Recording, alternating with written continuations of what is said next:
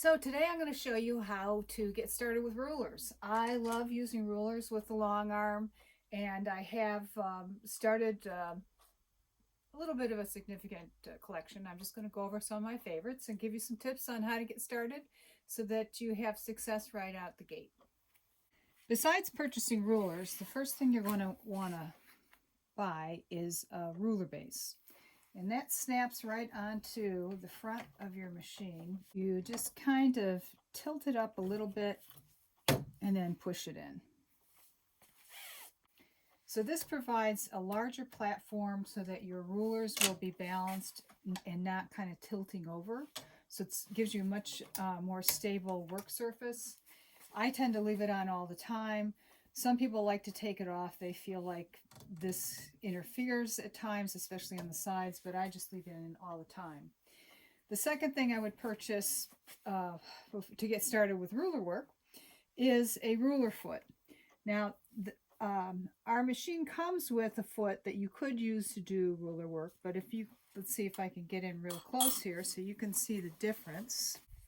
So the difference between these 2 feet, this is the foot that comes with the machine, and you can kind of see that the ruler foot is much deeper.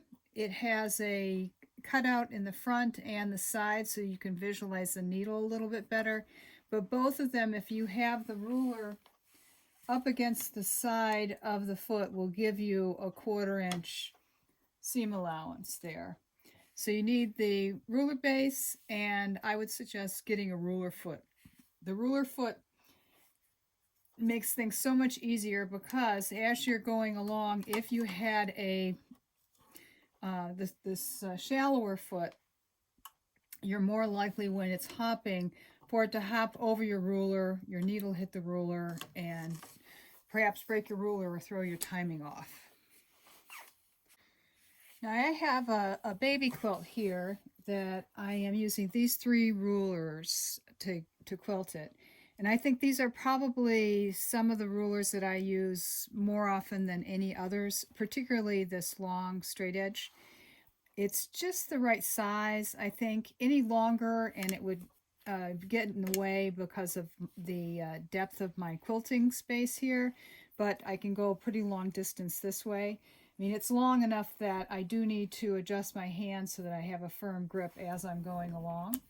If I'm doing a straight line here, I'm going to keep my hand here, I'm going to pause, and then I'm going to move my hand to stabilize it and go even further. So it's a good, I think a good size. Then this Versatool has a lot of different shapes on it that can come in handy when you want to make a semicircle or an arch or a V shape or a gentle curve or a straight line. So I do use this quite a bit.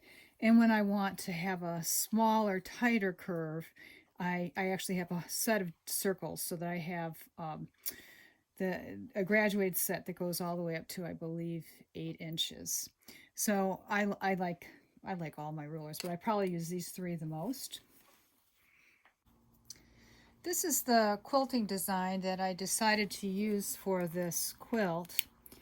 And looking at it, I see that there are a lot of areas where there are lines that go from one corner to another.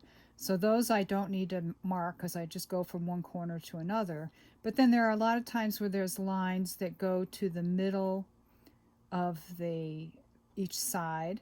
And then there are these designs where I can use this ruler to do this portion and have it be have help with placement by having a mark in the middle of these lines. So basically for most of the blocks, if I have the middle part marked on each side, then I have a lot of guides to use with my rulers to make everything even. So on my quilt, as I'm going along, you'll see I have these marks, and they help me with placement of the straight lines as well as the curved lines as I'm moving from block to block. Now I wanted to go over the machine settings. The R stands for regulation mode, so that the stitch regulator is engaged, and I tend to keep that on most of the times, even with ruler work. And then manual, you would set if you perhaps maybe wanted to do micro stippling, if you didn't like using stitch regulation. Then we have these two modes down here. We have the cruise mode and precision mode. A lot of people like precision mode for ruler work because the way that works is that as soon as you stop moving the handles, then the needle stops going up and down. As opposed to with cruise mode, it will continue to go at this speed, 75 stitches, and at that length for the stitches. So I do, though, tend to use the cruise mode, and what I do is I keep my finger on the trigger, so to speak, on the start stop button.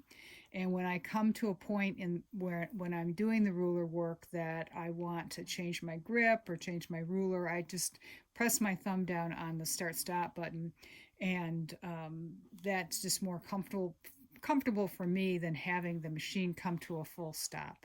That's just the way that I prefer to roll. So the start stop button is right on the right handle, and the needle up and needle down button, which is also a good thing to know, is on the left handle. And I tend to keep my needle down so that when I do stop, my machine's not going to move at all. It's going to keep my place. Now I'm going to actually take the rulers and start to quilt. And what I'm going to quilt is this block right here, right over here. And I start by putting my needle down so that I don't get any drift when I let go of the handles when I'm moving my rulers. And I would say that when you start, particularly when you start to use rulers, you should realize that rulers are to improve your accuracy, not so much to improve your speed. With repeated use and proficiency, you will get faster, but you'll get much better results if you start slow. Now I'm going to actually get down to doing some ruler work, and I am going to be doing this block in this square here. So I'll consult my block picture, and I have previously put marks on the halfway points of each side except for the outermost ones. I need to put a reference mark there. And the first thing I need to do, looking at my schematic, is I need to travel over to this mark and do a line here and then a line there, and then come over and go this way and that way. So I know that I'm going to have a V that goes like this, so I need to know the midline here. So I'm going to make a mark ahead of time there. All of these marks will come off once I iron the quilt. So I'm going to travel over to here, then I'm going to use my ruler to go here, here, travel there, and go like that. Make a V.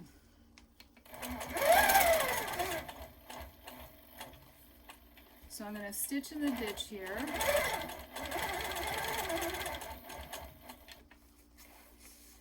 And I would say that, at least for me, I started out doing quilting with a domestic machine, and I think it is a little bit easier to quilt in the ditch on a domestic machine.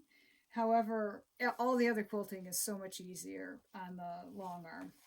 So I've got my ruler here now, and I know that between the needle and the ruler is about 1/4 of an inch. So if I want to hit this point right here, I have to have the ruler over about 1/4 of an inch. If I put the ruler right on that spot, it's going to land 1/4 of an inch beyond it.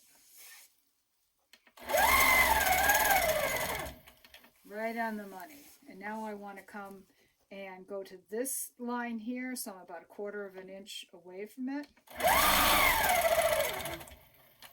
Then I'm going to stitch in the ditch across here.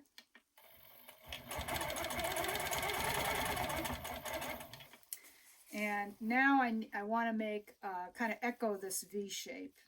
And I have previously put this painter's tape on here to remind me how wide I want that V to be, on which line that I'm going to have it matched up. Like, I don't have the painter's tape all the way across, but I know that the painter's tape is on my line that I want, that defines my width here. So I know it's this line and not this one or that one.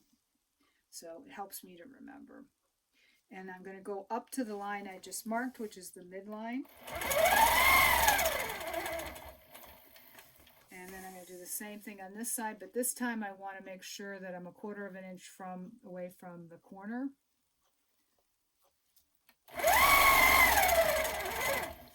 So there, I got my V. Now I need to put a petal in here. So I'm off the side of the quilt, so I can just come down here without worrying about my accuracy. I just need to get down to this point here. And now I'm going to use my circular ruler. And again, I'm going to shoot for having the ruler about 1/4 of an inch away from my point that I want to sew to. And then I'm going to flip it around and do the same thing on this side.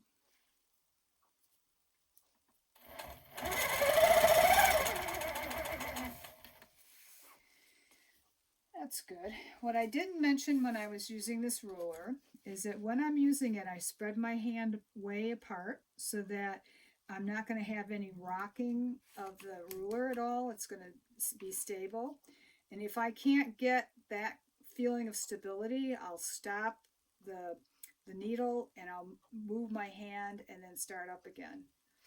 You don't want to be stitching where you're using your ruler as a guide and the ruler's not stable, because the ruler will move and your stitch line will not be good.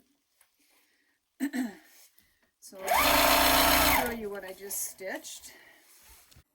So this is what we just did right here. Is it perfect? No, but it is a baby quilt, and babies don't care.